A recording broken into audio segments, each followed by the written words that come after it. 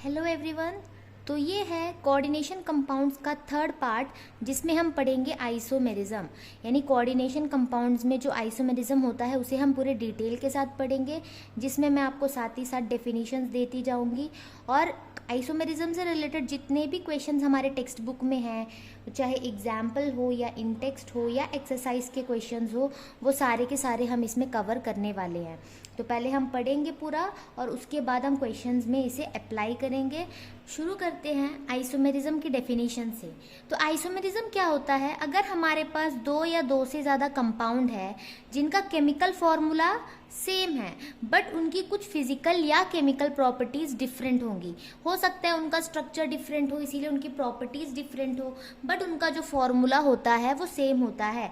Iso का मतलब होता है सेम, यानी उनका जो केमिकल फॉर्मूला है वो तो सेम है, बट उनकी कुछ प्रॉपर्टीज़ डिफरेंट है। वैसे कंपाउंड्स को हम कहेंगे आइसोमर्स, और इस फिनोमेना को हम कहते हैं आइसोमेरिज्म, यानी एग्जिस्टेंस ऑफ सच कंपाउंड्स। यानी आइसोमर्स की जो एग्जिस्टेंस है, इस फिनोमेना को हम कहते हैं आइसोमेरिज्म। तो हमें बस ये समझना है कि आइसोमर्स क्या होते हैं। तो दो कंपाउंड्स या दो से ज़्यादा कंपाउंड्स जिनके फॉर्मूला सेम है बट उनकी प्रॉपर्टीज़ डिफरेंट है। तो आइसोमेरिज्म जो है वो दो तरह के हैं, structural isomerism and stereo isomerism. Structural isomerism के अंदर और चार टाइप आते हैं: linkage isomerism, ionisation isomerism, solvate isomerism, coordination isomerism. और जो स्टीरियो आइसोमेरिज्म है उसके अंदर आता है geometrical isomerism and optical isomerism. अब इसे हम डिटेल में पढ़ते हैं। सबसे पहले हम देखेंगे स्ट्रक्चरल आइसोमेरिज्म। जैसे कि यहाँ पे बोला है स्ट्रक्चरल, यानी ये वो आइसोमर्स है जिनके स्ट्रक्चर डिफरेंट है। यानी दो या दो से ज़्यादा कंपाउंड्स होंगे जिनके फॉर्मूला तो सेम होंगे बट उनकी जो स्ट्रक्चर है वो डिफरेंट होगी। स्ट्रक्चर डिफरेंट से क्या मतलब है? उनकी बॉन्डिंग्स डिफरेंट है, यानी जो तरह से वो बॉन्ड बना रहे हैं वो डिफरेंट होगा बट उनका फॉर्मूला बिल्कुल ही सेम होगा। अब इसके अंदर जो सब हेडिंग्स थे हमारे, हम उसमें जाते हैं, डिटेल में उसे पढ़ेंगे। स्ट्रक्चरल आइसोमेरिज्म के अंदर सबसे पहला आता है लिंकेज आइसोमेरिज्म। लिंकेज आइसोमेरिज्म तब अराइज होता है अगर किसी कॉम्प्लेक्स में एम्बिडेंटेट लिगैंड हो। और एम्बिडेंटेट लिगैंड क्या होता है? जिसके पास दो डोनर साइट हो और वो दोनों में से किसी के साथ भी बॉन्ड बना सकता है। जैसे हमने पढ़ा था CN, वो C के थ्रू भी मेटल से बॉन्ड बना सकता है और वो N के थ्रू भी मेटल से बॉन्ड बना सकता है। तो यहीं पे अगर हम देखें, M है, इसमें भी M है, इसमें कार्बन है, इसमें भी कार्बन है, दोनों में नाइट्रोजन है, यानी दोनों का फॉर्मूला तो सेम है ना, बट मोड ऑफ अटैचमेंट यहाँ पर क्या हो गया? डिफरेंट हो गया, यानी लिंकेज डिफरेंट हो गई। तो इसे हम क्या कहेंगे? Linkage isomerism. क्योंकि यहाँ पे जो लिगैंड्स है वो मेटल के साथ जैसे लिंक कर रहा है, उनका लिंकेज या फिर मोड ऑफ अटैचमेंट यहाँ पर क्या हो गया है? डिफरेंट हो गया है। तो एम्बिडेंटेट लिगैंड्स के बारे में अगर आपको नहीं पता है तो आप मेरा जो फर्स्ट वीडियो है कोऑर्डिनेशन कंपाउंड्स का वो देख सकते हैं। उसमें मैंने सारे डेफिनेशंस कराए हैं और सारे टाइप्स ऑफ लिगैंड्स वहाँ पर बताया है। और सेकेंड पार्ट पे हमने नोमेनक्लेचर भी कंप्लीट किया हुआ है। तो अगर आपने वो नहीं पढ़ा है तो आपको डिस्क्रिप्शन में लिंक मिल जाएगा, आप वो भी देख सकते हैं। तो यहाँ पे आपको समझ आ गया होगा कि जो लिंकेज आइसोमेरिज्म है वो सिर्फ उसी कंपाउंड में होते हैं जिसमें एम्बिडेंटेट लिगैंड्स प्रेजेंट हो। क्योंकि एम्बिडेंटेट लिगैंड्स के पास एबिलिटी होता है कि वो अलग अलग एटम के थ्रू बॉन्ड बना सके, और लिंकेज डिफरेंट होगा तो वो कहलाएगा लिंकेज आइसोमेरिज्म। तो चलिए इसमें हम एक एग्जाम्पल देख लेते हैं। जैसे कि CONH3 5NO2Cl, इसमें क्या हुआ है? हमने NO2 लिखा हुआ है, इसका मतलब है ये जो नाइट्रोजन है इसके थ्रू बॉन्ड बना है। और एक कंपाउंड हम लिख सकते हैं CONH3 5। अब NO2 को हम लिखेंगे ONO और बाहर जो है वो है Cl2 आएगा यहाँ पर, ठीक है। तो ये काउंटर आयन है हमारा। तो हमारा मेन फोकस कहाँ पे जाना चाहिए? इस चीज़ पे। बाकी सब कुछ तो सेम है, फॉर्मूला दोनों का सेम है, बट यहाँ पे नाइट्रोजन के थ्रू बॉन्ड बनाया गया है और यहाँ पे ऑक्सीजन के थ्रू बॉन्ड बनाया गया है, यानी यहाँ पे सिर्फ लिंकेज ही डिफरेंट है। तो ये कहलाएगा लिंकेज आइसोमेरिज्म। और इसे हम डिस्टिंग्विश कैसे करेंगे? जहाँ पर ये नाइट्रोजन के थ्रू बॉन्ड बना रहा है, इस कॉम्प्लेक्स का कलर होता है येलो, और जब ये ऑक्सीजन के थ्रू बॉन्ड बनाएगा तो कॉम्प्लेक्स का कलर होगा रेड। तो लिंकेज की वजह से भी कलर में इफेक्ट पड़ता है। तो हम ये देखेंगे जब भी हमें आइडेंटिफाई करना हो कि किसी कॉम्प्लेक्स में कौन सी तरह का आइसोमेरिज्म एग्जिस्ट कर रहा है, तो सबसे पहले हम ये चेक करेंगे कि क्या उस कॉम्प्लेक्स में कोई एम्बिडेंटेट लिगैंड है। एम्बिडेंटेट लिगैंड या कौन कौन है, CN है, SCN है एंड NO2। ये 3 हमारे एम्बिडेंटेट लिगैंड्स हैं। अगर किसी भी कॉम्प्लेक्स में आपको ये 3 लिगैंड्स दिख गए, समझ जाना वो कॉम्प्लेक्स जो है लिंकेज आइसोमेरिज्म शो ज़रूर करेगा। तो ये पहला हो गया। अब सेकंड देखते हैं। अगला है हमारा आयोनाइजेशन आइसोमेरिज्म। तो आयोनाइजेशन आइसोमर्स में देखिए आयोनाइजेशन बोला है, तो यहाँ पे कहीं ना कहीं हम क्या करेंगे, जो हमारा कॉम्प्लेक्स होगा उसे हम डिसॉल्व करके देखेंगे कि वो कैसे आयोनाइज होता है। अगर वो दोनों ही complex different different ions produce कर रहे हैं तो उसे हम कहेंगे आयोनाइजेशन आइसोमेरिज्म। यानी कि यहाँ पे और एक पॉइंट आता है कि they give different ions in solutions. यानी अगर इसे हम डिसॉल्व करें तो ये डिफरेंट आयंस देंगे, इसीलिए हम इसे आयोनाइजेशन आइसोमर्स कहते हैं और इस फिनोमेना को आयोनाइजेशन आइसोमेरिज्म कहते हैं। बट यहाँ पे कंडीशन क्या है, हमारे पास जो कॉम्प्लेक्स होगा उसमें जो काउंटर आयन है वो इस तरह का होना चाहिए कि वो लिगैंड की तरह भी एक्ट कर सके, और हमारे पास एक ऐसा लिगैंड भी होना चाहिए जो काउंटर आयन की तरह एक्ट कर सके। जैसे एक एग्जाम्पल ले लेते हैं हम, जिसमें है CO NH3 SO4 Br। अब अगर हम देखें यहाँ पे काउंटर आयन ब्रोमाइड आयन है। अब हमें ये भी पता है कि ब्रोमो जो है वो लिगैंड की तरह भी एक्ट कर सकता है, और यहाँ पर अंदर सल्फेट लिगैंड है और सल्फेट तो काउंटर आयन की तरह भी एक्ट कर सकता है। तो ये दोनों क्या करेंगे, आपस में अपनी पोजीशन इंटरचेंज करेंगे। यानी जो काउंटर आयन है वो लिगैंड बनने के काबिल है तो वो लिगैंड बन जाएगा, और जो अंदर लिगैंड प्रेजेंट था वो काउंटर आयन बनने के काबिल है तो वो काउंटर आयन बन जाएगा। यानी यहाँ पे इंटरचेंज होकर ये CO NH3 Br जो है वो अंदर आ गया और जो SO4 है वो बाहर चला गया। तो ये है हमारा आयोनाइजेशन आइसोमेरिज्म, यानी कि आयंस जो है वो काउंटर आयन और लिगैंड्स इंटरचेंज हो रहे हैं। तो हमें ये देखना होता है कि यहाँ पे जो हमारा काउंटर आयन होता है क्या वो लिगैंड की तरह एक्ट कर सकता है। अगर वो कर सकता है तो क्या हमारे पास ऐसा कोई लिगैंड है जो काउंटर आयन की तरह एक्ट करेगा। जैसे हम देखेंगे CN, ये जनरली काउंटर आयन की तरह एक्ट नहीं करता। जैसे हमारा हो गया अमोनिया, ये भी काउंटर आयन की तरह जनरली एक्ट नहीं करता है, तो इनके साथ वो रिप्लेस नहीं कर पाएंगे। अगला है सॉल्वेट आइसोमेरिज्म। सॉल्वेट आइसोमेरिज्म को हाइड्रेट आइसोमेरिज्म भी बोलते हैं जब सॉल्वेंट वाटर हो। यानी यहाँ पर अगर सॉल्वेंट वाटर लेंगे तो इसे हम हाइड्रेट आइसोमेरिज्म भी कहेंगे, बट जनरली ये है सॉल्वेट आइसोमेरिज्म। ये भी आयोनाइजेशन आइसोमेरिज्म की तरह ही सिमिलर है, यानी यहाँ पर भी काउंटर आयन और लिगैंड का इंटरचेंज होगा। जैसे हम एक एग्जाम्पल देखते हैं, CrH2O6 Cl3, ये एक कॉम्प्लेक्स है हमारे पास। इसमें क्या होगा, जो क्लोराइड है जो काउंटर आयन वो अंदर आ सकता है और एक वाटर को वो बाहर कर सकता है। तो इससे क्या हो जाएगा, ये Cr हो गया, H2O पहले 6 था, एक निकल जाने के बाद 5 हो गया, Cl 3 था, एक अंदर आ गया। अब बाहर जो है पहले से 3 Cl थे, एक अंदर आ गया तो बचा 2, और एक H2O जो बाहर गया वो भी हम यहाँ पर दिखा देंगे। तो यहाँ पर भी क्या हुआ है, एक लिगैंड बाहर गया और एक काउंटर आयन अंदर आया। तो सिमिलर है आयोनाइजेशन आइसोमेरिज्म के, बट यहाँ डिफरेंस ये है कि यहाँ पे वाटर होता है।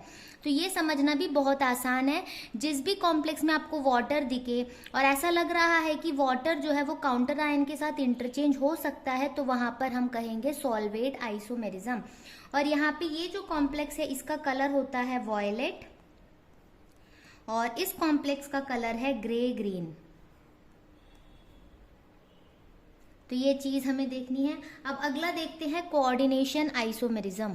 तो कोऑर्डिनेशन आइसोमेरिज्म में क्या होता है, जो कैटायनिक एंड एनायनिक पार्ट होता है। जनरली हम जो लिखते हैं जैसे काउंटर आयन हो गया तो कॉम्प्लेक्स या तो कैटायन या एनायन की तरह बिहेव करेगा और साथ में काउंटर आयन होता था ना।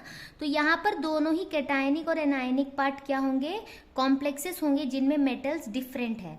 जैसे मैं एक एग्जाम्पल ले लेती हूँ, CO NH3 6 CrCN6। यानी कि ये जो है दोनों ही कॉम्प्लेक्स है, ये हमारा कैटायनिक पार्ट है और ये हमारा एनायनिक पार्ट है। तो ऐसे अगर कोई भी कॉम्प्लेक्स आपको दिख रहा है तो वो हमेशा कोऑर्डिनेशन आइसोमेरिज्म शो करेगा। तो इसे आइडेंटिफाई करना बहुत आसान है क्योंकि यहाँ पे दोनों ही कॉम्प्लेक्स हमें दिख रहे होंगे। अब यहाँ पे होता क्या है, कैसे ये आइसोमेरिज्म शो करेगा, ये जो लिगैंड्स है वो आपस में अपना पोजीशन इंटरचेंज करेंगे।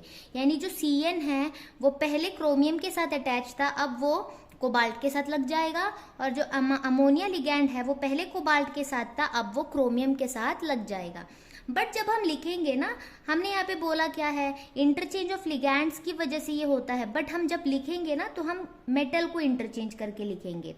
यानी कि कोबाल्ट की जगह मैं लिखूंगी क्रोमियम, साथ में NH3 और क्रोमियम की जगह लिखूंगी कोबाल्ट CN6। अब आप ये सोचेंगे कि यहाँ पर जब बोला गया है कि लिगैंड्स को इंटरचेंज करना है तो क्यों COCN6 CrNH3 ऐसे क्यों नहीं लिखा, क्योंकि हमारे लिखने का जो तरीका होता है वो कैसे होता है, पहले कैटायनिक पार्ट फिर एनायनिक पार्ट होता है ना। और यहाँ पे दोनों कोबाल्ट और क्रोमियम दोनों ही क्या है, +3 स्टेट में है। तो अगर मैं इस पार्ट को देखूं तो कोबाल्ट +3 स्टेट में है और अमोनिया क्योंकि न्यूट्रल है तो इसका ओवरऑल +3 आएगा, यानी ये कैटायन हुआ। और जो क्रोमियम है उसका +3 बताया मैंने, और CN6 है और एक CN का -1 होता है तो -6 होगा, तो इसका -3, यानी इस कॉम्प्लेक्स का +3 चार्ज आया और इस कॉम्प्लेक्स का -3, यानी कैटायन एंड एनायन। अब अगर हम यहाँ पर देखेंगे तो क्रोमियम +3 है और अमोनिया 0 है, तो ये +3 स्टेट में होगा। यहाँ पे कोबाल्ट +3 है और CN -6, तो यहाँ पे -3। यानी अगर हम उल्टा लिख लेंगे, कोबाल्ट वाला पहले और क्रोमियम वाला बाद में, तो कैटायनिक एंड एनायनिक पार्ट आगे पीछे हो जाएंगे, जो कि गलत है, वैसे हम नहीं लिख सकते। तो जनरली होता यही है कि जो लिगैंड्स है वो इंटरचेंज करता है, बट इंटरचेंज करने के बाद हमें लिखना कैसे है, कैटायन पहले एनायन बाद में। इसलिए जनरली हम करते क्या है, लिखते वक्त सिर्फ मेटल्स को इंटरचेंज करके लिखते हैं। मेटल्स इंटरचेंज करेंगे तो ऑब्वियसली लिगैंड इंटरचेंज हो ही जाएगा, तो ऐसे हम करते हैं इसको। तो ये हो गया पूरा हमारा स्ट्रक्चरल आइसोमेरिज्म। तो जो 4 स्ट्रक्चरल आइसोमेरिज्म हमने पढ़े उसमें से सबसे पहला था लिंकेज, फिर आयोनाइजेशन, फिर सॉल्वेट एंड देन कोऑर्डिनेशन। तो अगर हमें कोई क्वेश्चन दिया हो, कोई कॉम्प्लेक्स देकर पूछा गया हो कि ये कौन सा आइसोमेरिज्म शो करेगा, तो सबसे पहले हम ये चेक करेंगे कि उसमें कोई एम्बिडेंटेट लिगैंड है या नहीं। अगर कोई एम्बिडेंटेट लिगैंड है तो वो लिंकेज आइसोमेरिज्म शो करने वाला है। अगर ऐसा हुआ कि जो अंदर कोई लिगैंड है X मान लो और बाहर एक काउंटर आयन है Y, अगर ये लिगैंड की तरह बिहेव कर सकता है और ये जो लिगैंड है वो काउंटर आयन की तरह बिहेव कर सकता है, तो दोनों अपना पोजीशन इंटरचेंज कर देंगे, तो ये आयोनाइजेशन आइसोमेरिज्म शो करेगा। अगर Y बाहर है तो हम जब इसे आयोनाइज करेंगे तो हमें Y आयन मिलेंगे, और अगर ये इंटरचेंज हो जाएगा तो हमें X आयन्स मिलेंगे। तो आयोनाइजेशन में होता ये है कि दोनों ही कॉम्प्लेक्स डिफरेंट आयन्स प्रोड्यूस करते हैं। सॉल्वेट में हमें सिंपली ये देखना है कि उस कॉम्प्लेक्स में वाटर है या नहीं। अगर वाटर है तो हम क्या करेंगे, वाटर को बाहर और काउंटर आयन को अंदर ऐसे इंटरचेंज कर देंगे। कोऑर्डिनेशन बहुत आसान है, इसमें कैटायनिक एंड एनायनिक पार्ट दोनों ही हमारा कॉम्प्लेक्स होता है।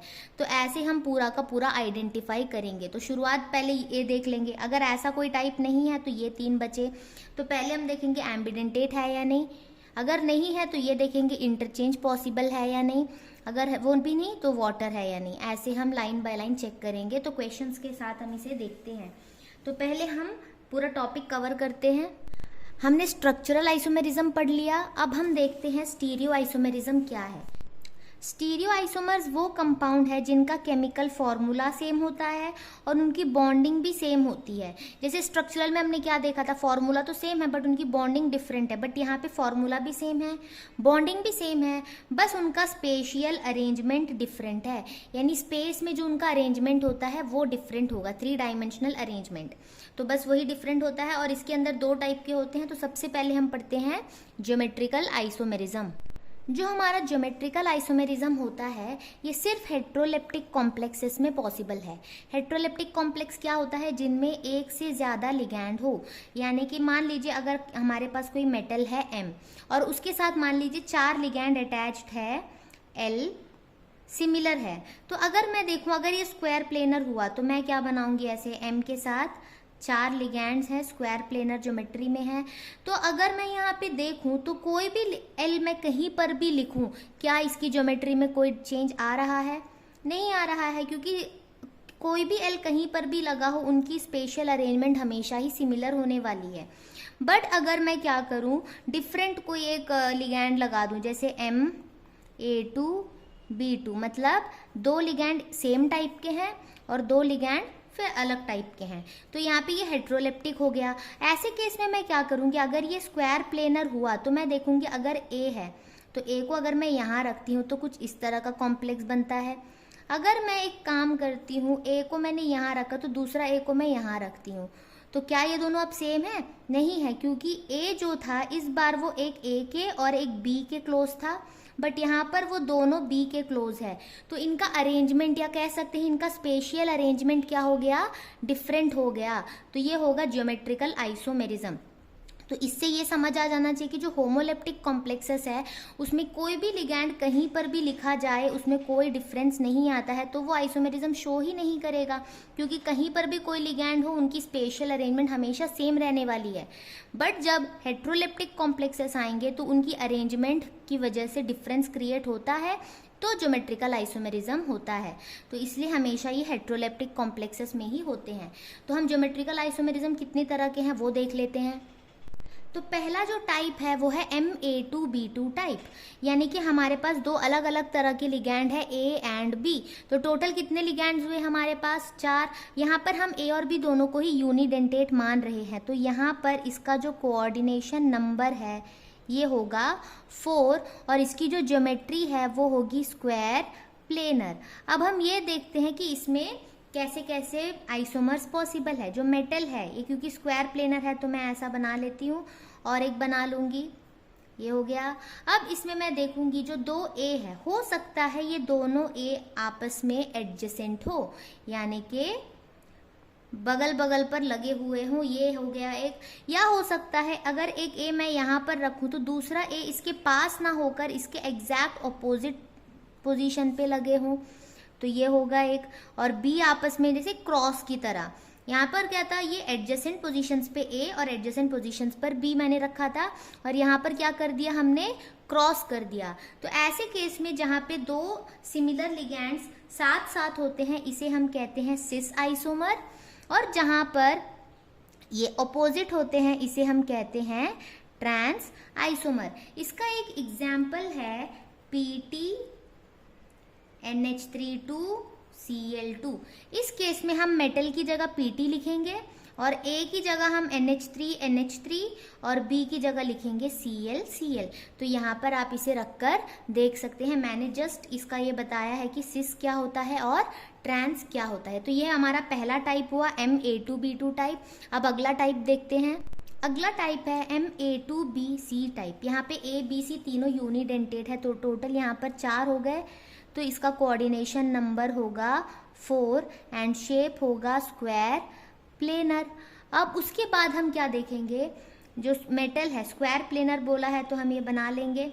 अब इसके बाद ये देखना है कि जो 2 लिगैंड सिमिलर दिख रहे हैं हम उसकी रेस्पेक्ट में देखते हैं। ये सिमिलर जो लिगैंड्स है उसे मैंने ऐसे लिख लिया, या फिर हो सकता है ये जो सिमिलर लिगैंड्स है उसे मैंने ऐसे क्रॉस में रख दिया, बाकी जो है उसे ऐसे लिख दूंगी।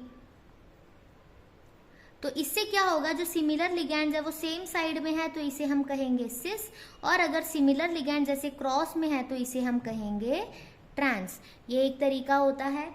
अब अगला देखते हैं। अगला है MA2B4 टाइप। 2 अलग अलग तरह के लिगैंड हैं, मगर ये 2 बार है और ये 4 बार। तो यहाँ पे कोऑर्डिनेशन नंबर क्या होगा, 6, और 6 के लिए होता है हमारा ज्योमेट्री ऑक्टाहेड्रल, यानी कि जो मेटल है उसके अराउंड 4 लिगैंड्स ऐसे स्क्वायर की तरह होंगे, एक प्लेन में, एक अबव द प्लेन और एक बिलो द प्लेन होगा। तो इसमें हम ये देखेंगे कि जो 2 लिगैंड्स है ना सेम, उसके रेस्पेक्ट में हम देखेंगे। तो अगर एक लिगैंड यहाँ पर है और एक यहाँ पर है, मतलब एडजेसेंट, यानी अगर ये सेम प्लेन होगा ना तो प्लेन के एक कॉर्नर में किसी भी एक पोजीशन पे और एक अबव द प्लेन, ऐसे अगर हम रखेंगे ये होता है सिस। बाकी B को हम यहाँ पे लिख लेंगे। और एक हो सकता है जो हमारा मेटल है उसके अराउंड, पहले मैं ऑक्टाहेड्रल ज्योमेट्री बना लेती हूँ। अगर A यहाँ पर है तो उसके एग्जैक्ट ऑपोजिट में अगर A है, बाकी B यहाँ पर है, तो इसे हम कहेंगे ट्रांस। तो ये ध्यान देना, जब ऐसे टाइप का हो जो यहाँ पे दो लिगैंड सिमिलर होते हैं, हम उसकी रेस्पेक्ट में सिस एंड ट्रांस ड्रॉ करते हैं।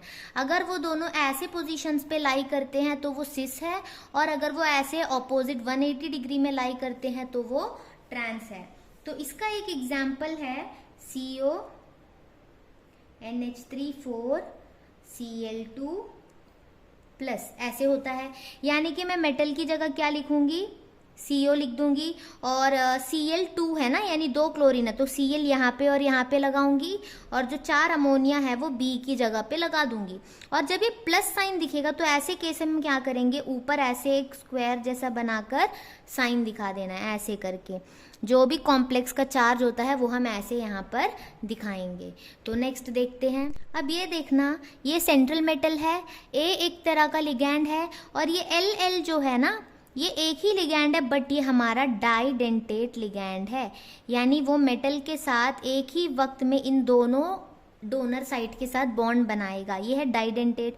तो यूनिडेंटेट हमारे पास 2 हो गए और डाइडेंटेट 2 है, तो एक डाइडेंटेट लिगैंड को हम क्या करते हैं, 2 मानते हैं, तो 2 डाइडेंटेट 4 हो जाएगा। तो इसका कोऑर्डिनेशन नंबर क्या आएगा, 6, और इसका भी ज्योमेट्री होगा ऑक्टाहेड्रल। अब मैं क्या करती हूँ, पहले ऑक्टाहेड्रल ज्योमेट्री ड्रॉ कर देती हूँ मेटल के अराउंड। ये हो गया। अब हमें करना ये है कि जो सिमिलर टाइप के हमें दिख रहे हैं ना, A2 टोक जो है, उसे मैंने क्या बताया था, सिस की केस में वो ऐसे लाई करता है, और ट्रांस के केस में वो ऐसे ऑपोजिट लाई करता है। इतना क्लियर है। उसके बाद जो हमारा लिगैंड डाइडेंटेट, ऐसे होगा L, ये ऐसे अटैच्ड होगा, यानी ये डाइडेंटेट है ना, तो 2 लिगैंड की जो डोनर साइड है दोनों के थ्रू वो एक बॉन्ड बना रहा है, और ऐसे यहाँ पर भी ये हो गया। अब यहाँ पर क्या होगा, जो लिगैंड्स हैं डाइडेंटेट वो ऐसे अटैच होंगे, तो ये हो गया हमारा Ma2Ll2 टाइप। यानी यहाँ पे एक यूनिडेंटेट लिगैंड है 2 बार, और बाइडेंटेट लिगैंड है वो भी 2 बार। तो ऐसे में ये सिस होगा, और ये अगर A क्रॉस में है तो ये हो गया ट्रांस। अगला है Ma3B3 टाइप। यहाँ पे दोनों ही यूनिडेंटेट है, 3 यानी इसका कोऑर्डिनेशन नंबर हो गया 6, और ये भी ऑक्टाहेड्रल ज्योमेट्री है। तो यहाँ पर हम ये देखेंगे कि जो मेटल है इसके अराउंड ऑक्टाहेड्रल ज्योमेट्री है, वो पहले बना लेंगे। ये हो गया। अब इसके बाद हम देखेंगे क्या हो सकता है। सबसे पहले हम क्या करेंगे, जो सिमिलर वाले हैं ना, 2A हो गया और 2B, ऐसे स्क्वायर के जो 2 प्लेसेस है उसमें 2A और 2B लगाएंगे। उसके बाद अबव द प्लेन में एक सिमिलर लिगैंड और बिलो द प्लेन में एक सिमिलर लिगैंड, ऐसे हमें रखना है। यानी कि जो स्क्वायर है, इस स्क्वायर के 2 हिस्से में सेम लिगैंड, 2 हिस्से में सेम लिगैंड, फिर अबव द प्लेन एक और बिलो द प्लेन एक। तो अगर हम ऐसे देखें ना, तो ये वाला जो पॉइंट अगर हम इसे कनेक्ट करेंगे तो ये एक फेस की तरह हमें दिखाई देगा, और अगर हम इन तीनों के बॉन्ड्स को कनेक्ट करें तो ये भी हमें फेस की तरह दिखाई देगा।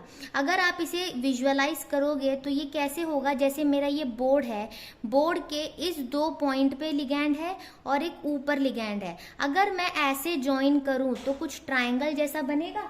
तो ये ट्राइंगल जो है एक फेस की तरह है, इसीलिए हम इसे कहते हैं फेशियल आइसोमर। फेशियल क्योंकि एक फेस की एक ट्राइंगल होगा, जैसे ये 2 पॉइंट हमने ज्वाइन किया और ऊपर, तो ये दिख रहा है ना एक ट्राइंगल, एक फेस जैसे बन रहा है, तो ये फेशियल आइसोमर होगा। और एक है जिसमें हम जो है सेम लिगैंड्स को क्या करेंगे, ऐसे एक प्लेन में ऐसे रखते हैं, तो ये मेरिडियोनल होगा। बाकी जो है बी बचे हुए जगह पर हम लगाएंगे।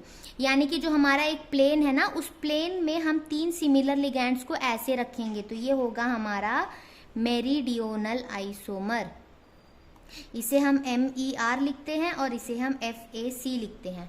तो ध्यान देना, जब ऐसे A3B3 टाइप होंगे तो हम क्या करेंगे, जो 2 सेम हैं एक तरफ और एक ऊपर, और यहाँ पर भी 2 सेम और एक बिलो, अगर हम इसे ज्वाइन करेंगे तो हमें एक फेस मिलेगा, इसीलिए फेशियल कहते हैं।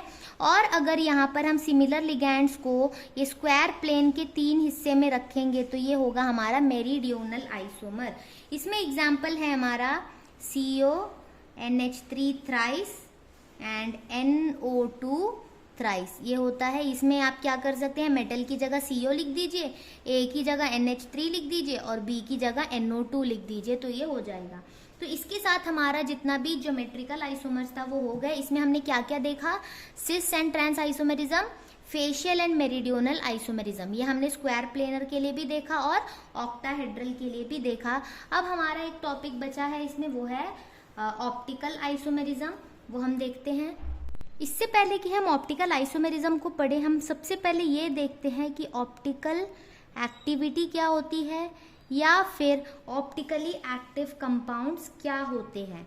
तो ऑप्टिकली एक्टिव कंपाउंड्स वो होते हैं जो जनरली क्या करते हैं, अगर एक कंपाउंड है, इसमें मैंने भेजा एक प्लेन पोलराइज्ड लाइट, यानी जो लाइट एक डायरेक्शन में जा रही है, प्लेन पोलराइज्ड लाइट अगर मैंने यहाँ पर भेजा तो ये होना चाहिए था कि सीधे चले जाए, बट अगर वो किसी कंपाउंड से पास होते ही वो अपनी डायरेक्शन बदल रहा है, अगर वो ऐसे या ऐसे अपनी डायरेक्शन बदल रहा है, तो इस कंपाउंड को हम कहेंगे ऑप्टिकली एक्टिव। यानी ऑप्टिकली एक्टिव कंपाउंड्स वो होते हैं जिनकी पास एबिलिटी होती है प्लेन पोलराइज्ड लाइट की डायरेक्शन को चेंज करने का। तो हम कह सकते हैं they generally changes the direction of plane polarised light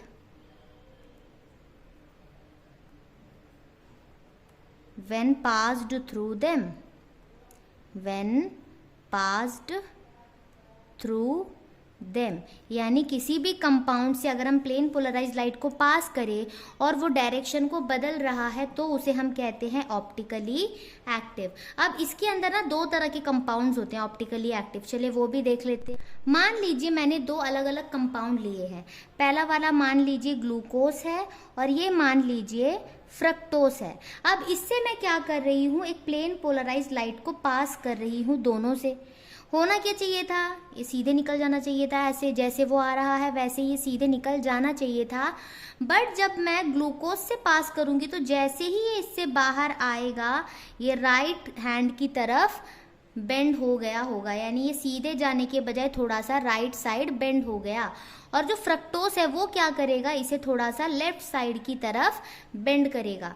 तो जो भी सब्सटेंसेस लाइट को राइट डायरेक्शन में बेंड करते हैं इसे हम कहते हैं dextro rotatory. Dextro rotatory, dextro यानी राइट और रोटेटरी यानी रोटेशन, यानी जो सब्सटेंसेस लाइट को राइट की तरफ रोटेट करता है वो डेक्स्ट्रो रोटेटरी होता है, और जो लेफ्ट की तरफ करता है वो होता है लीवो रोटेटरी सब्सटेंसेस। लीवो यानी लेफ्ट होता है, तो मैंने ऐसे याद रखा है एल से लीवो, एल से लेफ्ट, तो डेक्स्ट्रो ऑब्वियसली क्या हो जाएगा, राइट हो जाएगा। तो ऐसे होता है।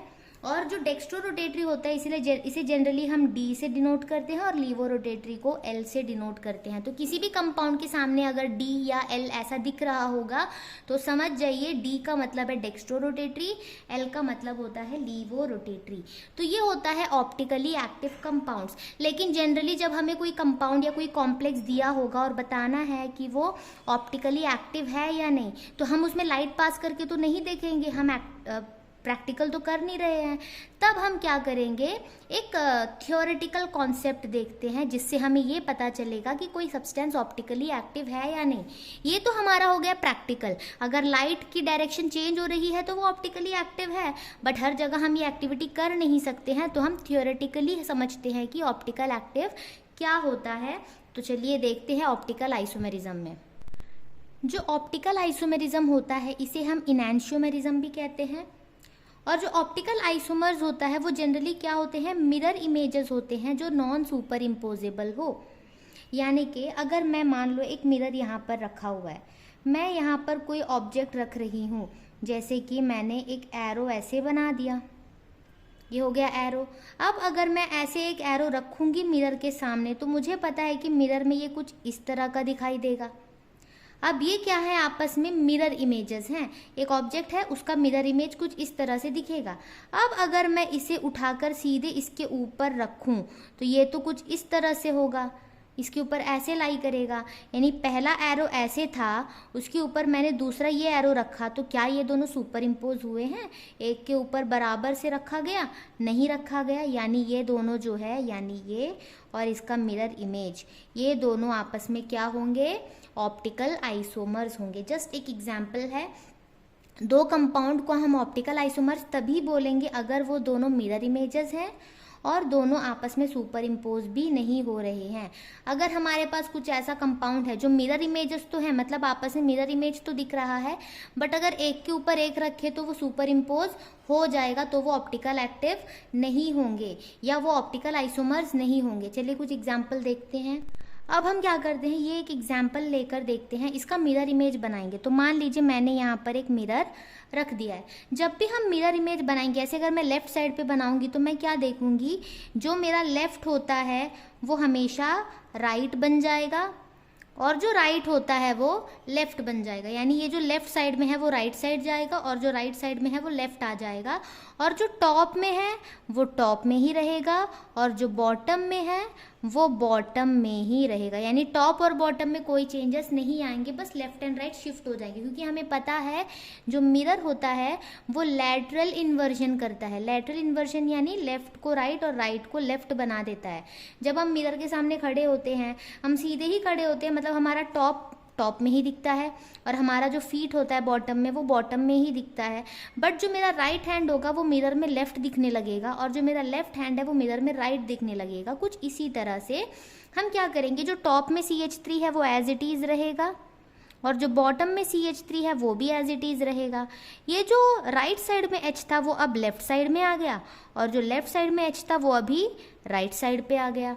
इतना हो जाने के बाद मैं देख रही हूँ ये दोनों मिरर इमेजेस तो हैं आपस में, दोनों का फॉर्मूला भी सेम है, बट अगर मैं इसे उठाकर इसके ऊपर रखूंगी तो ये तो एग्जैक्टली सुपर इम्पोज कर जाएगा ना। इस CH3 के ऊपर ये CH3 आ जाएगा, इस कार्बन के ऊपर ये कार्बन आ जाएगा, हाइड्रोजन के ऊपर हाइड्रोजन का, CH3 के ऊपर CH3, तो ये सुपर इम्पोज कर रहा है। तो ये दोनों ऑप्टिकल आइसोमर्स नहीं होंगे, तो ये ऑप्टिकल आइसोमर्स नहीं है। अब मुझे कैसे पता चलेगा कि ये ऑप्टिकल आइसोमर्स है या नहीं? अभी किसी कंपाउंड का हम मिरर इमेज बनाकर देखें ये ज़रूरी नहीं है। अगर मुझे सिर्फ ये दिया होता और मुझसे पूछा जाता कि इसका कोई ऑप्टिकल आइसोमर पॉसिबल है या नहीं, तो मैं क्या करती? मेरा सिंपल सा एक चीज़ है, मैं ना जो मॉलिक्यूल का सेंटर है ना, इसमें से एक लाइन पास कराऊंगी सेंटर से, बिल्कुल जैसे मैंने एक लाइन यहाँ से पास कर दिया। अब मैं ये देखूंगी अगर ये लाइन है तो इसके दोनों ही तरफ क्या हमें रिफ्लेक्शन दिख रहे हैं? हाँ दिख रहे हैं। जैसे यहाँ पे H है, उसका रिफ्लेक्शन इस तरफ जैसे लग रहा है ना, ये एक मिरर जैसा है। ये जो एक लाइन में है वो तो ठीक है, बट जो दोनों तरफ क्या है वो रिफ्लेक्ट कर रहे हैं, यानी इसे हम कहते हैं प्लेन ऑफ सिमेट्री। ये लाइन नहीं है एक्चुअली, ये एक प्लेन है। मैंने यहाँ पे एक प्लेन रख दिया कुछ इस तरह से इसके बीच में, तो यहाँ पे अगर मैं प्लेन रखूंगी तो दोनों हाइड्रोजन आपस में रिफ्लेक्ट कर रहे हैं। तो ऐसे अगर किसी मॉलिक्यूल में आपको प्लेन ऑफ सिमेट्री दिख रहा है, यानी कि वो ऑप्टिकली एक्टिव नहीं होगा, यानी उसका कोई ऑप्टिकल आइसोमर नहीं बन सकता है। किसी भी कंपाउंड का ऑप्टिकल आइसोमर बनना है तो वहाँ पे क्या होना चाहिए? प्लेन ऑफ सिमेट्री नहीं होने चाहिए। तो यहाँ पर हम ऐसे भी प्लेन ऑफ सिमेट्री ले सकते हैं। अगर मैं प्लेन इस तरह से लूँगी, इस तीनों से पार होता हुआ, तो ये दोनों CH3 तो आपस में रिफ्लेक्ट कर रहे हैं, तो ऐसे भी देख सकते हैं। प्लेन कहीं से भी हो सकता है, बस उस प्लेन के अराउंड हमें अगर रिफ्लेक्शन दिख रहा है तो इस प्लेन को हम कहते हैं प्लेन ऑफ सिमेट्री।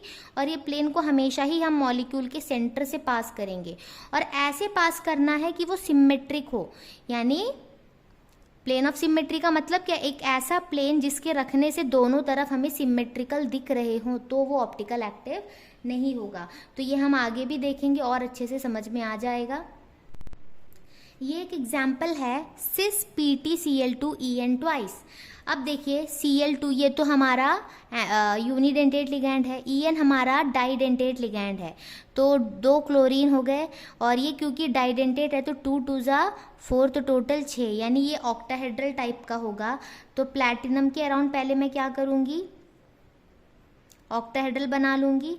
अब उसके बाद बोला है सिस। सिस का मतलब है जो दो Cl है मेरे, वो दोनों इस तरह से लगे होंगे, जैसे ये Cl और ये Cl ऐसे हो गया। अब जो En है वो क्या होगा, इन दोनों बॉन्ड के बीच में En आएगा, यानी En में क्या होता है, दो नाइट्रोजन डोनर होता है ना, तो एक नाइट्रोजन यहाँ से और एक नाइट्रोजन यहाँ से बॉन्ड बनाएगा, और उसी तरह और एक En में ऐसे ले लूँगी।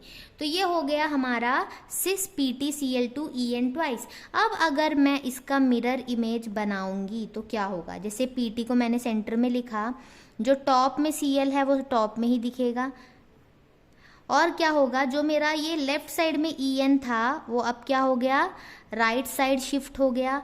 अब बचा क्या है, देखिए ये जो Cl है जो राइट साइड में है वो अब लेफ्ट साइड में आ गया, और ये वाला En जो राइट साइड की तरफ था वो अब लेफ्ट साइड की तरफ आ जाएगा। तो ये दिख रहा है हमारा मिरर इमेज।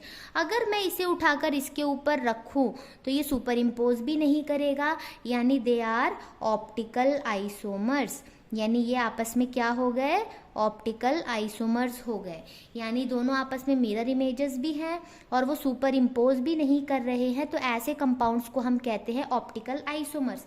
अब अगर मैं वो वाला कॉन्सेप्ट लगाऊं प्लेन ऑफ सिमेट्री का, तो यहाँ पर देखिए सेंटर से ऐसा कोई प्लेन हमारे पास नहीं है जो एग्जैक्टली रिफ्लेक्शन शो करे, तो यहाँ पे कोई प्लेन ऑफ सिमेट्री नहीं है, इसलिए ये ऑप्टिकली एक्टिव है। अगर मैं ऐसे एक प्लेन रखूँ तो ये आपस में रिफ्लेक्ट तो कर नहीं रहा, इस तरफ Cl है और इस तरफ En है।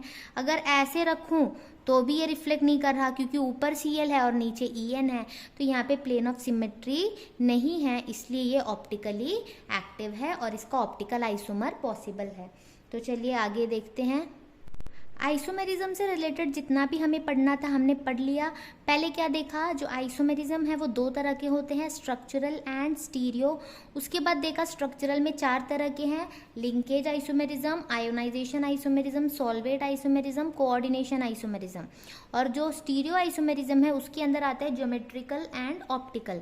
ऑप्टिकल के केस में क्या करना होता है, मिरर इमेज बनाकर देखना होता है, अगर वो सुपर इम्पोज ना करें तो वो आपस में ऑप्टिकल आइसोमर्स हैं। और मैंने बता दिया मिरर इमेज कैसे बनाते हैं। अगर हम मिरर यहाँ पर लगा रहे हैं तो क्या होगा, लेफ्ट एंड राइट इंटरचेंज हो जाएंगे, बस उतना ही होगा। और ये भी बताया था अगर किसी कंपाउंड में देखना है कि वो ऑप्टिकली एक्टिव है या नहीं, नॉर्मली प्रैक्टिकली हम क्या करते हैं, प्रैक्टिकली हम ये देखते हैं, लाइट पास करके देखते हैं कि वो लेफ्ट जा रहा है या राइट जा रहा है। अगर वो डायरेक्शन बदल रहा है तो वो ऑप्टिकली एक्टिव है, वरना हम कैसे देखेंगे, उसका जो फॉर्मूला होता है उसका स्ट्रक्चर, उसमें हम देखेंगे कोई प्लेन है या नहीं। अगर प्लेन है तो इसका मतलब है कि वो ऑप्टिकली इनएक्टिव है, अगर प्लेन ऑफ सिमेट्री नहीं है तो वो ऑप्टिकली एक्टिव है। ये होता है थियोरेटिकल कॉन्सेप्ट। अब इस क्वेश्चन में देखिए क्या बोला है, यह example number 5, draw structures of geometrical isomers of this complex. इसका हमें ज्योमेट्रिकल आइसोमर बनाना है, यानी सिस एंड ट्रांस या फेशियल मेरिडियोनल। पहले हम देखेंगे कौन से टाइप का है, ये क्या है, MA2B4 टाइप। ये MA2B4 टाइप है, यानी कोऑर्डिनेशन नंबर इसका 6 है। तो पहले हम सिंपली क्या करेंगे, सेंट्रल मेटल हमारा Fe है, कोऑर्डिनेशन नंबर 6 के लिए ऑक्टाहेड्रल ज्योमेट्री होता है, तो हम ऑक्टाहेड्रल टाइप बना लेंगे। ध्यान देना जब भी बनाएंगे तो इस बॉन्ड से थोड़ा सा लंबा रखिए इन दोनों बॉन्ड को, ताकि ये पता चले कि 6 बॉन्ड एक प्लेन में नहीं है, ये चारों कैसे हैं, स्क्वायर में है, और ये अबव द प्लेन और ये बिलो द प्लेन, तो इसलिए थोड़ा सा इसे लंबा रखिए। अब दोबारा और एक बना लेते हैं, हमें आइसोमर चाहिए ज्योमेट्रिकल। तो अब देखते हैं MA2B4 में क्या होता है, सिस एंड ट्रांस आइसोमेरिज्म। तो मैंने बताया था जो सिमिलर दो होते हैं उन्हें हम क्या करते हैं, सिस में और ट्रांस में रखते हैं। यहाँ पे वो है अमोनिया। तो अगर मैं अमोनिया को यहाँ पे और यहाँ पे रखूँ तो ये सिस हो जाएगा, और अगर अमोनिया को एक यहाँ पे और एक इसके एग्जैक्ट अपोजिट में रखूँ तो ये ट्रांस हो जाएगा। तो बाकी जो 4 CN है उसे मैं लिखूंगी, पर यहाँ CN ऐसे नहीं लिखेंगे, C को बॉन्ड के साथ, N को उसके बाद लिखेंगे, क्योंकि हमें पता है CN एक एम्बिडेंटेट लिगैंड है। अगर बॉन्ड के साथ मैंने ऐसे CN लिख दिया तो ये दिख क्या रहा है, वो N से बॉन्ड बना रहा है, तो यहाँ पे उसे हम आइसोसाइनाइड समझ सकते हैं। इसीलिए जब भी हम बॉन्ड दिखाएंगे उसी के साथ दिखाना जिसके साथ वो बॉन्ड बना रहा है, और यहाँ पे वो C के साथ बॉन्ड बना रहा है तो CN को हम इस तरह से लिखेंगे, और यहाँ पर भी CN आएगा 4।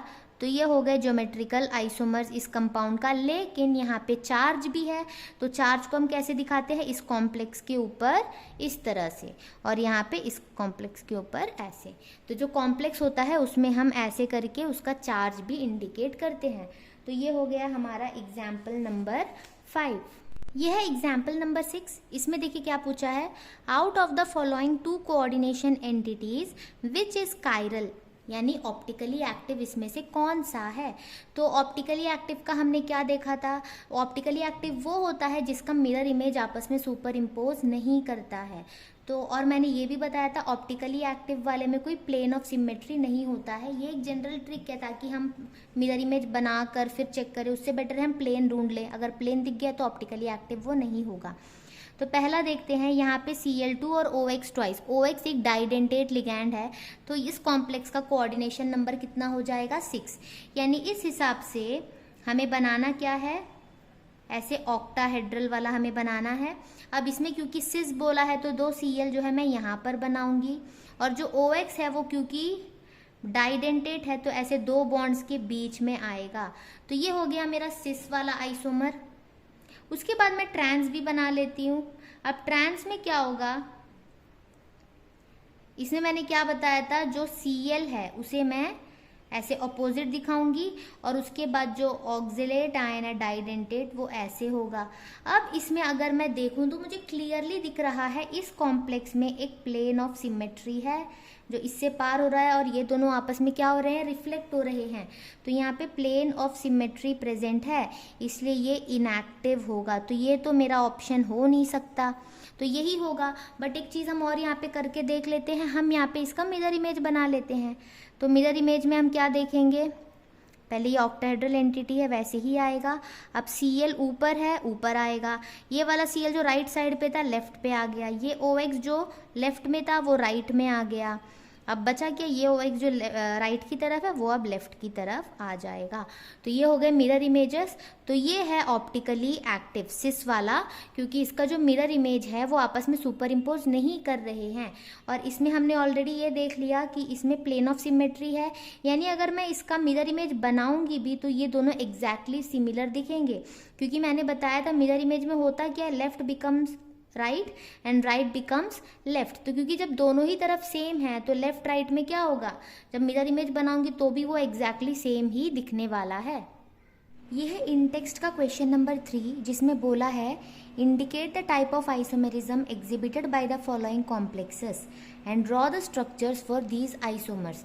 पहले हमें ये बताना है ये कौन सा आइसोमेरिज्म एग्जिबिट कर सकता है, और जो आइसोमर्स हैं उनके स्ट्रक्चर्स भी हमें ड्रॉ करने हैं। तो हम यहाँ पर ये देखेंगे कि क्या यहाँ पर कोई एम्बिडेंटेट लिगैंड दिख रहा है, नहीं है तो ये लिंकेज आइसोमर नहीं हो सकता। यहाँ पे H2O दिख रहा है तो हमारा दिमाग जाएगा सॉल्वेट आइसोमेरिज्म में। बट क्योंकि अगर इसे बाहर आयोनाइज होना है तो ये K के साथ तो इंटरचेंज कर नहीं सकता, क्योंकि K लिगैंड नहीं बन सकता। H2O तभी बाहर जाएगा अगर कोई काउंटर आयन लिगैंड बनने के काबिल है। बट यहाँ पे क्योंकि पोटेशियम है तो यहाँ पे इंटरचेंज पॉसिबल नहीं है, इसलिए यहाँ पे ना आयोनाइजेशन आइसोमेरिज्म हो सकता है और ना ही सॉल्वेट आइसोमेरिज्म हो सकता है। उसके बाद ना ही हमारे पास ऐसा कुछ कॉम्प्लेक्स है जिसमें दोनों ही हमारे कैटायन और एनायन कॉम्प्लेक्सेस हो, ऐसा भी नहीं है।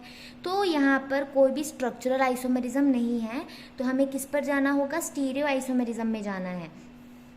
तो जनरली हम क्या देखेंगे, काउंटर आयन को हम रिमूव कर देते हैं। तो यहाँ पर क्या होगा, ये Cr H2O ट्वाइस, C2O4 क्या है, ऑक्जेलेट आयन।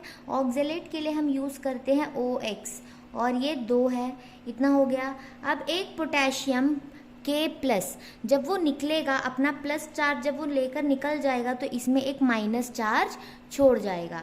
तो ये हो गया हमारा कॉम्प्लेक्स। अब ये कौन से टाइप का है, ये हमारा बाइडेंटेट लिगैंड है। तो यहाँ पे कोऑर्डिनेशन नंबर क्या हुआ, 2+, इसके लिए 4 आएगा क्योंकि ये डाइडेंटेट है। तो कोऑर्डिनेशन नंबर 6 है, यानी हमें क्या बनाना है, यहाँ पर इसका सिस एंड ट्रांस आइसोमर बनाना है। तो हम यहाँ पर देखेंगे ये ज्योमेट्रिकल आइसोमेरिज्म शो करता है। तो टाइप ऑफ आइसोमेरिज्म में सबसे पहला हम क्या बोलेंगे, इट एग्जिबिट्स ज्योमेट्रिकल आइसोमेरिज्म। तो हम बना लेते हैं क्रोमियम के अराउंड हम जो है ऑक्टाहेड्रल ज्योमेट्री क्रिएट करते हैं, और एक बनाना होगा क्योंकि यहाँ पे आइसोमर हमें पूरा दिखाना है और सिस एंड ट्रांस। तो सिस में हम क्या करेंगे, जो H2O है यहाँ पे वो डोनेट किसके थ्रू करता है, H2O में O की जो लोन पेयर है वो डोनेट करता है ना, तो O के थ्रू हम दिखाएंगे ऐसे, वाटर को हम ऐसे लिख लेंगे। और ये वाला यहाँ पे भी एक H2O, ये हो गया। अब बचा हुआ जो ऑक्जेलेट है वो एक यहाँ पर आएगा और एक यहाँ पर आएगा, ये हो गया। उसके बाद अगर हमें बनाना है ट्रांस तो हम क्या करेंगे, एक H2O यहाँ पे और एक H2O अपोजिट पे, एक ऑक्जेलेट यहाँ पे और एक ऑक्जेलेट यहाँ पे। तो पहला हमने ये दिखा दिया कि ये ज्योमेट्रिकल आइसोमेरिज्म शो करता है, पर ये ऑप्टिकल आइसोमेरिज्म भी शो कर सकता है, तो वो हम देखेंगे। ये ऑलरेडी हमने एक एग्जांपल इसी टाइप का देखा था और वहाँ पे मैंने बताया था क्योंकि ये जो ट्रांस है इसमें क्या होता है, ये प्लेन ऑफ सिमेट्री प्रेजेंट है जिसके अराउंड ये रिफ्लेक्ट कर रहा है, तो ये ऑप्टिकली एक्टिव तो नहीं है। बट जो ये सिस वाला जो आइसोमर है ये ऑप्टिकली एक्टिव है, तो इसका भी हम ऑप्टिकल आइसोमर्स बना लेते हैं। तो ये है हमारा सिस आइसोमर। तो इसका अगर मुझे ऑप्टिकल आइसोमर बनाना है तो हम क्या करेंगे, जैसे मैंने बताया था इसका मिरर इमेज बनाएंगे। टॉप में जो है वो टॉप में रहेगा और ये जो राइट साइड पे है वो लेफ्ट में, और जो लेफ्ट में है वो आ गया राइट में, और ये हो गया ऐसे। तो ये बन गया हमारा ऑप्टिकल आइसोमर्स। तो ये जो कंपाउंड था ये दो आइसोमेरिज्म शो कर रहा था, वो था geometrical isomerism and optical isomerism, और हमने ये दोनों ही बना लिया। अब इसका सेकेंड पार्ट देखते हैं। तो ये है हमारा सेकेंड कॉम्प्लेक्स। इसमें देखिए ना हमारे पास यहाँ एम्बिडेंटेट लिगैंड है, ना ही EN इंटरचेंज कर सकता है, तो आयोनाइजेशन और सॉल्वेट भी नहीं होंगे, और यहाँ पे दो कॉम्प्लेक्स भी नहीं है तो कोऑर्डिनेट भी नहीं है। तो यहाँ पे हमें देखना होगा ये स्टीरियो आइसोमेरिज्म शो करता है या नहीं। तो हमने ये देखा यहाँ पे सिर्फ वन काइंड ऑफ लिगैंड है, तो ये क्या हो गया, होमोलेप्टिक कॉम्प्लेक्स। और जो होमोलेप्टिक कॉम्प्लेक्सेस होते हैं वो ज्योमेट्रिकल आइसोमेरिज्म शो नहीं करता। तो हमारे पास सिर्फ एक ही पॉसिबिलिटी बचती है, वो है ऑप्टिकल आइसोमेरिज्म का। तो उसके लिए पहले हमें करना क्या होगा, इसका स्ट्रक्चर बनाकर देखेंगे। स्ट्रक्चर जब भी हम बनाएंगे हम काउंटर आयन को उसमें इंक्लूड नहीं करते हैं, तो सबसे पहले मैं काउंटर आयन को हटा देती हूँ। तो ये हो गया COEN थ्राइस, 3 Cl है, तो 3 Cl के, एक Cl का -1 होता है, तो 3 Cl के लिए -3 होगा। जब ये -3 चार्ज लेकर निकल जाएगा तो इसमें आएगा +3। तो ये हो गया। अब मैं क्या देखती हूँ कि जो EN है वो डाइडेंटेट लिगैंड है और मेरे पास 3 है, तो 3 × 2 क्या होता है 6, यानी इसका कोऑर्डिनेशन नंबर 6 है। तो इसके अराउंड भी एक क्या होगा, ऑक्टाहेड्रल ज्योमेट्री क्रिएट होगी। और इसमें हम क्या देखेंगे, जो EN है, जैसे ये एक EN को मैं इसके बीच में दिखा देती हूँ, फिर ये एक EN इन दोनों बॉन्ड के बीच में आएगा और एक EN इन दोनों बॉन्ड के बीच में आएगा, और इसमें जो +3 चार्ज है वो हम यहाँ पर दिखा देंगे। इसका अगर मुझे ऑप्टिकल आइसोमर बनाना हो तो मैं यहाँ पर एक मिरर ले लूँगी। अब इसका मिरर इमेज अगर मुझे बनाना है तो मैं क्या करूँगी, पहले मेरा जो ऑक्टाहेड्रल ज्योमेट्री है वो क्रिएट करते हैं। उसके बाद क्या देखा, ये वाला जो EN है ये पूरे का पूरा जो है लेफ्ट साइड पे लाई करता था, वो EN अब क्या हो जाएगा, राइट साइड पे चला जाएगा। और ये जो है जैसे राइट साइड पे था अब ये लेफ्ट साइड पे आ गया और ये 3+ चार्ज हो गया। अब ये दोनों मिरर इमेजेस तो हैं बट ये सुपर इम्पोज नहीं कर रहे हैं, तो ये ऑप्टिकली एक्टिव है, या कह सकते हैं ये दोनों आपस में ऑप्टिकल आइसोमर्स है। तो ये जो कॉम्प्लेक्स है ये क्या शो कर रहा है, ऑप्टिकल आइसोमेरिज्म शो कर रहा है। कभी भी जल्दबाजी में कुछ एक दिमाग में सोच लिया और चलो ये लिख लिया, ऐसा कभी मत करना। कभी भी जब आप आइसोमेरिज्म आइडेंटिफाई करने बैठोगे तो लाइन बाय लाइन देखते जाना, क्या ये लिंकेज है, क्या ये आयोनाइजेशन है, सॉल्वेट है, कोऑर्डिनेशन है, या फिर ज्योमेट्रिकल ऑप्टिकल है। तो लाइन बाय लाइन जब आप सोचते हुए आओगे तो एक भी जो पॉसिबिलिटी है वो छूटने का कोई चांस नहीं होता है और आप क्लियर कट कंक्लूजन में पहुंच जाते हो। तो ये चीज़ हमेशा ध्यान देना, जल्दबाजी मत करना, धीरे धीरे सॉल्व करना बट सही से करना। तो ये थर्ड कॉम्प्लेक्स है। इसमें देखिए क्या हमारे पास कोई एम्बिडेंटेट लिगैंड है, हाँ है, यानी कि ये लिंकेज आइसोमेरिज्म शो कर सकता है। तो सबसे पहले हम क्या लिख देंगे, ये लिंकेज आइसोमेरिज्म शो करेगा। तो इसमें मैं देखूंगी क्या होगा। सबसे पहले तो जो हमें दिया हुआ है CONH3 NO2 and counter ion है नाइट्रेट आयन ना, तो यहाँ पे ये N के साथ बॉन्ड बना रहा है। और इसका दूसरा आइसोमर क्या पॉसिबल है, सब कुछ सेम है बट जो NO2 है वो अब O के थ्रू बॉन्ड बनाएगा, तो हम उसे लिखेंगे ONO। तो ये हो गया हमारा लिंकेज आइसोमेरिज्म, क्योंकि यहाँ पे एम्बिडेंटेट लिगैंड लगा हुआ था। अब दूसरा हम ये चेक करते हैं क्या यहाँ पर कोई आयन इंटरचेंज हो सकता है। तो हम देखेंगे कि जो हमारा काउंटर आयन है वो है नाइट्रेट आयन, और नाइट्रेट आयन तो हमारा लिगैंड भी हो सकता है, नाइट्रेट हमने लिगैंड भी देखा है, और जो नाइट्राइट आयन है वो काउंटर आयन भी बन सकते हैं। तो यहाँ पे एक इंटरचेंज पॉसिबल है। तो यहाँ पे और एक जो आइसोमेरिज्म हम देखेंगे वो है आयोनाइजेशन आइसोमेरिज्म। ऐसे मत सोचना कि एक कंपाउंड में एक आइसोमेरिज्म हमें दिख गया तो उसके अलावा और कुछ हो नहीं सकता। जैसे लिंकेज देखा और आपने बोल दिया हाँ लिंकेज है, आगे का भी सोचना है। तो आयोनाइजेशन भी हो सकता है ना। तो अब ये बना लेते हैं, जैसे CONH3 NO2 है और बाहर है 2 NO3। अब और एक क्या हो सकता है, ये CONH3 ये NO2 बाहर जाएगा और उसकी जगह पे एक NO3 आएगा, तो अब इंटरचेंज होकर अंदर एक NO3 आ गया। अब जो है बाहर पहले से एक NO3 प्रेजेंट था और एक NO2 जो अब लिगैंड से बाहर चला गया। तो ये होगा हमारा आयोनाइजेशन आइसोमेरिज्म, क्योंकि यहाँ पे NO2 जो है वो बाहर गया और एक NO3 अंदर आया। ये भी पॉसिबल है। तो यहाँ पे दो तरह की आइसोमेरिज्म हो सकती है, एक क्योंकि इसमें एम्बिडेंटेट लिगैंड है और दूसरा इसलिए क्योंकि यहाँ पे आयंस की इंटरचेंज पॉसिबल है। ये है हमारा फोर्थ कॉम्प्लेक्स। इसमें देखिए एम्बिडेंटेट लिगैंड नहीं है, कोई ऐसे आयंस काउंटर आयन है ही नहीं जिसके साथ यहाँ पे इंटरचेंज पॉसिबल हो। तो यहाँ पे ना आयोनाइजेशन है, ना सॉल्वेट है और ना ही कोऑर्डिनेशन है। तो अब हम ये देखते हैं ज्योमेट्रिकल होगा या नहीं। तो प्लैटिनम हमारा एक मेटल हुआ, अब दो लिगैंड सेपरेट है और एक लिगैंड सिमिलर है, तो ये कुछ इस तरह से हुआ। इसको अगर मैं A मान लूँ, इसको B और इसको C मान लूँ, तो ये मेरा MA2BC टाइप जो मैंने आपको बताया था वही होगा। तो इस हिसाब से अगर हम देखें तो इसमें आइसोमेरिज्म पॉसिबल है और वो है हमारा ज्योमेट्रिकल आइसोमेरिज्म। तो इसमें कौन सी आइसोमेरिज्म पॉसिबल है, ज्योमेट्रिकल आइसोमेरिज्म, जो कि है सिस एंड ट्रांस। तो इसमें हम ये देखेंगे कि जो प्लैटिनम है उसके अराउंड स्क्वायर प्लेनर ज्योमेट्री होने वाली है, क्योंकि 4 ही लिगैंड है हमारे पास। तो जो सिमिलर है उसके रेस्पेक्ट में हम सिस एंड ट्रांस ड्रॉ करेंगे ना। तो अगर दोनों Cl ऐसे पास में लगे हों और बाकी जो NH3 और H2O है ऐसे, क्योंकि मैंने यहाँ पे बताया O के थ्रू ही बॉन्ड बनेगा और यहाँ पे N के थ्रू, ये एक हो सकता है।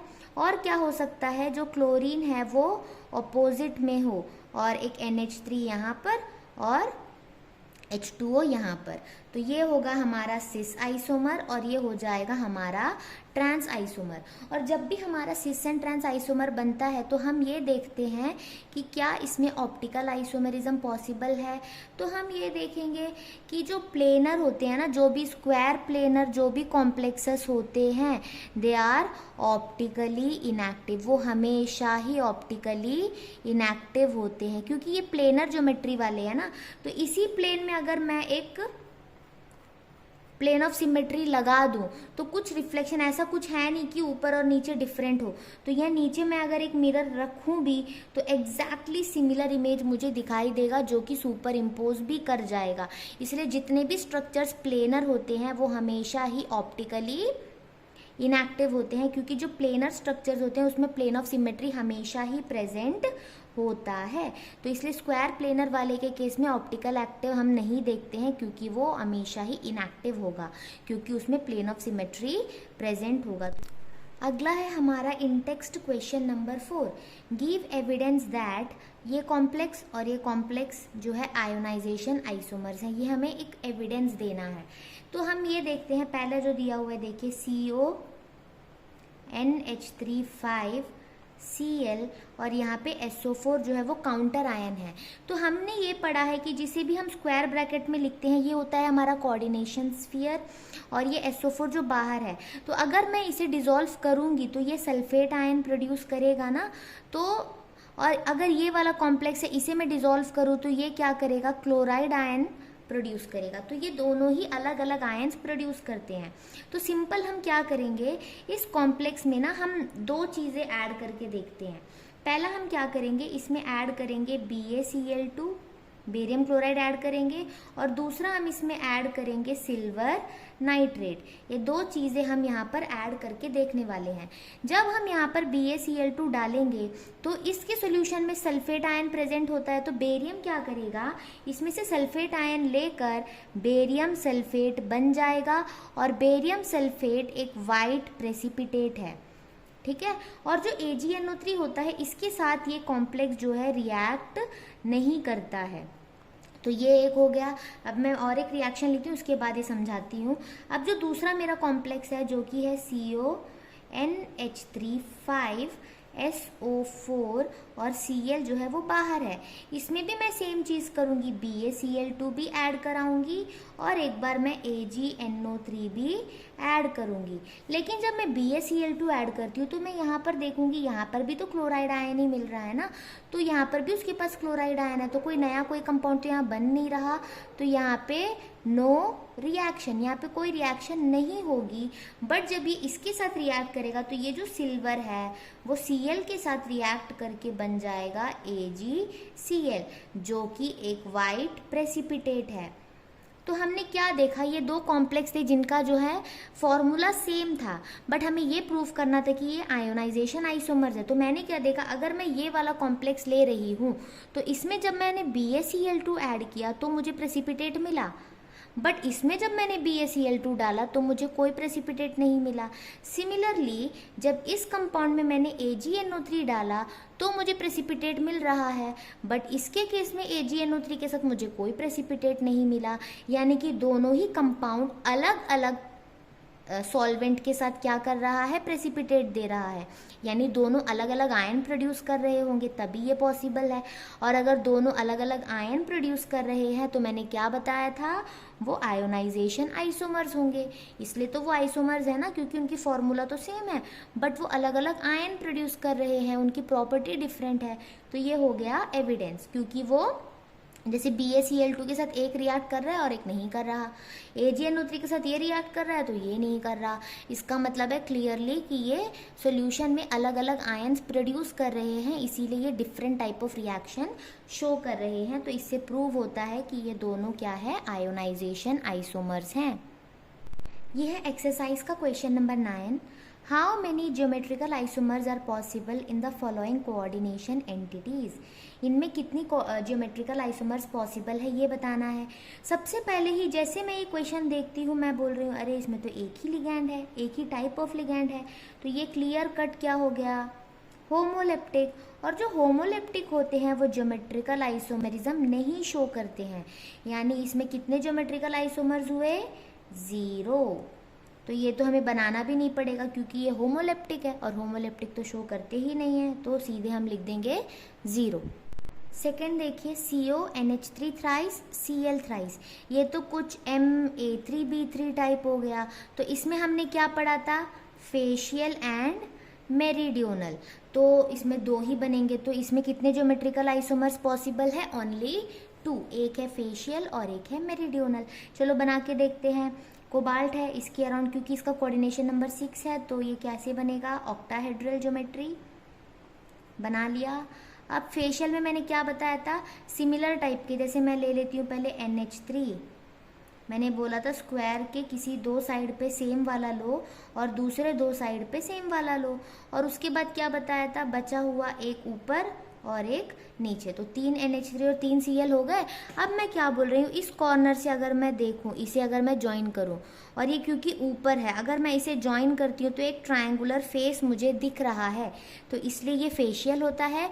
और मेरिडियोनल में क्या होता है, ऐसे जो स्क्वायर प्लेन है ना उसके 3 हिस्से में हम सिमिलर टाइप वाले, जैसे NH3 है उसे हम यहाँ पे 3 हिस्से में रख देंगे और बाकी जो बचा हुआ Cl है वो ऐसे आ जाएगा, तो ये हो जाएगा हमारा मेरिडियोनल।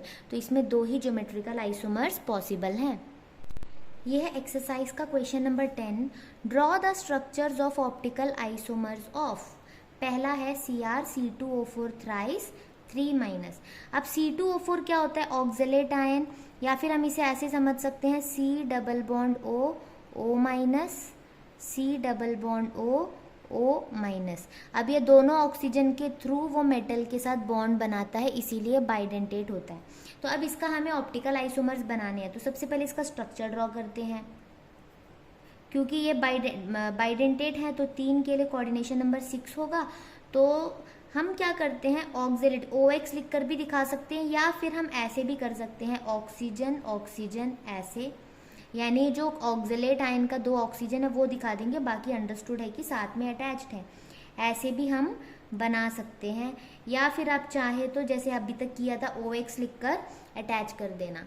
इसमें 3 माइनस चार्ज भी है, ये हो गया। अब मैंने यहाँ पे मिरर लगा लिया। अब इसका मिरर इमेज अब तक तो आपने सीख लिया, जल्दी से इसका मिरर इमेज बना लीजिए।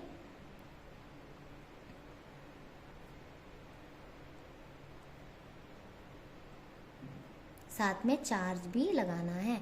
तो ये हो गया इसका ऑप्टिकल आइसोमर्स। ये जो कॉम्प्लेक्स है यहाँ पे बाइडेंटेट लिगैंड लगा हुआ है, यानी इसका कोऑर्डिनेशन नंबर 6 है।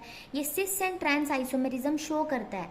बट ऑलरेडी हमने बहुत जगह पर देख लिया है कि जो ट्रांस आइसोमर होता है वो ऑप्टिकली इनएक्टिव है, क्योंकि उसमें प्लेन ऑफ सिमेट्री है। इसीलिए हम सीधे सीधे क्या बनाएंगे, यहाँ पे सिर्फ हम सिस आइसोमर ड्रॉ करेंगे। सिस के लिए हम क्या करेंगे, जो Cl है उसे ऐसे बना लेंगे, और जो हमारा En है वो ऐसे आ जाएगा। तो इसका जो मिरर इमेज है वो बस बनाना है हमें यहाँ पे, जो कि है Cl En En Cl। अब यहाँ पे 2 प्लस चार्ज वो भी हमें लगाना है। तो ये हो गया इसका ऑप्टिकल आइसोमर्स। अगर किसी को अभी भी समझ नहीं आया कि क्यों मैंने ट्रांस नहीं बनाकर देखा, तो ये देख लीजिए। अगर ये Cl है, ये Cl है, यहाँ पे En है, यहाँ पे En है। अगर मैं इसका मिरर इमेज बनाऊं तो ऊपर जो Cl है वो ऊपर ही रहेगा, नीचे जो Cl है वो नीचे ही रहेगा। जो ये राइट साइड पे था वो अब लेफ्ट साइड पे आ गया, और जो ये लेफ्ट पे था वो अब यहाँ के राइट साइड पे आ गया। और ये एग्जैक्टली सेम है, इसे मैं अगर इसके ऊपर रखूँ तो ये सुपर इम्पोज कर जाएगा, इसीलिए ये ऑप्टिकली एक्टिव नहीं है। तो ऑप्टिकल एक्टिव जो ऑप्टिकल आइसोमर्स हैं वो सिर्फ ये दोनों होंगे। अब इसका भी हमें ऑप्टिकल आइसोमर बनाना है, तो हम पहले ये देखते हैं। यहाँ पे ये 2 लिगैंड हुए प्लस 2 Cl हुए, और En क्योंकि डाइडेंटेट है तो एक को हम 2 मानेंगे, तो इसका कोऑर्डिनेशन नंबर होता है 6। यानी कि क्रोमियम के अराउंड जो है हमारा ऑक्टाहेड्रल ज्योमेट्री होने वाला है। तो यहाँ पे जो 2 NH3 है उसे मैं एक काम करती हूँ, ऐसे लिख लेती हूँ, और जो 2 Cl है उसे मैं ऐसे सिस के फॉर्म में लिख दूंगी, और जो En है वो ऐसे आ गया। तो हम कैसे भी इसे लिख सकते हैं, और यहाँ पे जो प्लस चार्ज है वो दिखा दीजिए। अब इसका ऑप्टिकल आइसोमर बनाना है, यानी इसका मिरर इमेज बनाना है। तो मिरर इमेज चले बनाते हैं। इसमें क्या होगा, जो लेफ्ट साइड में 2 NH3 थे वो अब क्या हो गया, राइट साइड में चले गए, और ये जो नीचे Cl था वो नीचे ही रहेगा। ये वाला जो Cl है वो यहाँ पर, और ये En यहाँ पर। और कोई चार्ज को ऐसे मिरर इमेज मत बनाना, चार्ज यहीं पर आएगा। तो ये हो गया इसका ऑप्टिकल आइसोमर।